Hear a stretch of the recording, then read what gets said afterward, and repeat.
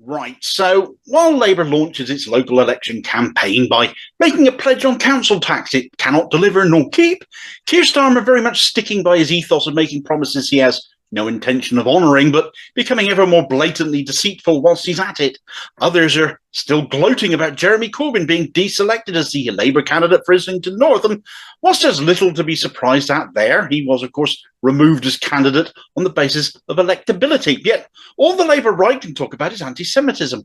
Now, one such right-winger on the NEC who has been more than happy to declare he voted for Starmer's motion and against Corbyn, in fact, the only right-winger going into that meeting having already stated that he was going to vote that way, was the Israel-supporting, self-confessed Zionist shitlord Luke Akehurst, also secretary of the right-wing Labour to Win faction within the Labour Party, as well as director of the BICOM-funded We Believe in Israel, a promotional organisation for the apartheid state.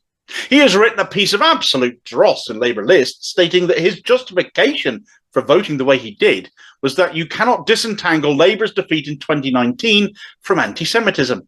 Of course, given that that became a single-issue general election on Brexit, it's very easy to do just that, but Luke wasn't done there. He decided to drag up the Salisbury poisonings again in his article, calling Corbyn's response to those events bizarre as well. Well, what in God's name does this have to do with the motion either, Luke? But if you're going to drag that one up again, all Corbyn actually wanted to see at that point was evidence linking Russia with that incident. What's so bizarre about that? He wasn't jumping the gun until he had the facts of the matter, not just media hearsay. Is that not how these things are supposed to work normally when normal goings on? Equally with anti-Semitism not featuring in the motion either, if you're so correct about that being key to the 2019 election defeat, Mr. Akehurst, why would it not feature in said motion then? Why, if Starmer was in agreement with yourself, would he not use that? Especially, surely he would be able to evidence such an accusation, in which case, but no, of course he couldn't, could he? Because it was a scam. It was a lie. And here you are, rubbing it in an article, as if somehow this will make a difference to how people will perceive the results of your undemocratic actions.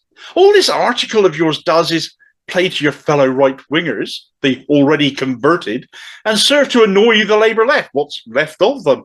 Those with sufficient spine to retaliate still, though I expect the most vocal ones are the sort you'd want to see investigated and purged. You like to wind them up maybe with this article and get a few more thrown out, maybe.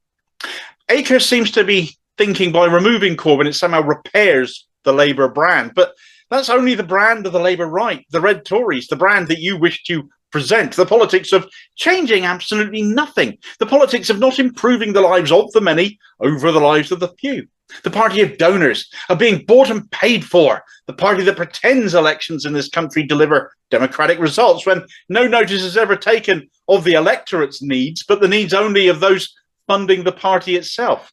The Tories operate like this all the time. It's what their party is entirely built on. Labour did so again itself under Blair and New Labour, and it's returning to that under Starmer, despite the debts that were run up by relying on corporate and billionaire handouts that were paid off by a Labour leader in Jeremy Corbyn, who instead quadrupled the size of the party, made it the biggest in Europe, paid off the party debts, not with tens of thousands in handouts, but a fiver here and a tenner there from ordinary working class people the country over who were enthused and inspired by what he put out, what he put on offer. The likes of Luke Akehurst, the likes of Keir Starmer, they don't want to be one of us. They want to be one of them. A party for the bosses, not the workers, the wealthy and not the poor. To just carry on where they hope the Tories will end up leaving off for them to handily take over. Akehurst has also said he thinks Corbyn has damaged the party reputation on racism and equalities. Under Starmer, more Jewish members have been expelled than under any other Labour leader ever. Members have been purged for belonging to groups that Starmer later had proscribed. The Ford report and the EHRC reports both spelt out the efforts gone to under Corbyn to rectify such issues, stating there was still work to be done. No disputing that. But also where the Ford report goes, the failures of Starmer's Labour to adequately deal with anti-black racism and homophobia in particular under his administration, as well as its failing on anti-Semitism, which of course Akehurst doesn't mention because his attack is an entirely factional one. If Labour were serious about dealing with these issues now, they would be listening to what Martin Ford, a Black King's Counsel, author of said report, had to say on such matters. But the NEC has been blocked from even meeting with him. What sort of message is that sending out to people based on Labour's responses to equalities and anti-racism and anti-Semitism going forwards? This is not a party, this is not a faction serious about dealing with racism. It is not serious about dealing with equalities. They have only brought it up when they discovered it could be used as a stick to beat a left-wing leader they didn't like, so they could return to control the Labour Party themselves, because that's what it is all about for them. As 2017 proved with the misappropriation of Labour Party funds by right-wing Labour Party staffers, they would rather see the Tories in charge than their own left wing. Left-wingers are there to turn out to deliver leaflets and knock on doors for them, in their view, and to shut up for the rest of the time and know their place. No longer is this the case. The left is leaving in droves, if it hasn't gone already. The Labour Party membership is down to 337,000 now from some 600,000 under Corbyn. Many, like me, the active ones, will have gone elsewhere, now taking the skills learned to campaign for other parties. There's little incentive to stay when you run the risk of being expelled for so much as sneezing the wrong way at a local level. And at a national level, when you look at the few left-wing Labour MPs, they're all quiet as dormice now. Where is the solidarity from them? After all of Akehurst's posturing over racism and equalities and all the rest of the drivel he wrote, have a sick bucket on standby if you choose to read all of what he's written. He does drone on. If Corbyn was the anti-equalities or racism excuser that he's made out to be, why is he still a Labour member then? He's not going to be expelled. He's being kept in the party. So either Labour have gone soft on racism, soft on the causes of racism under Starmer and co., or it's all a big fat whopper of a lie and he's been blocked for entirely factional reasons. I know which one I believe.